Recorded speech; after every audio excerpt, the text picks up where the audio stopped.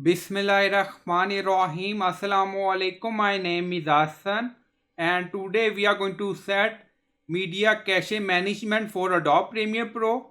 So you can open Adobe Premiere Pro but not open any project. Now you see edit. So click on it and then you see preference. Again you see multiple option. Now you see media cache. So click on it.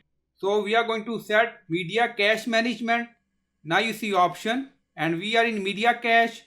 Do not delete cache files auto delete cache files older than 90 days, auto delete oldest cache file when cache exceed.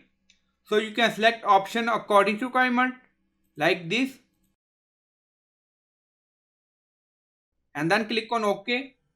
So in this way you can set media cache management. So you can delete cache file auto manually. So it's up to you. So I hope you like this video. Please like, comment, share, subscribe. Thank you for watching.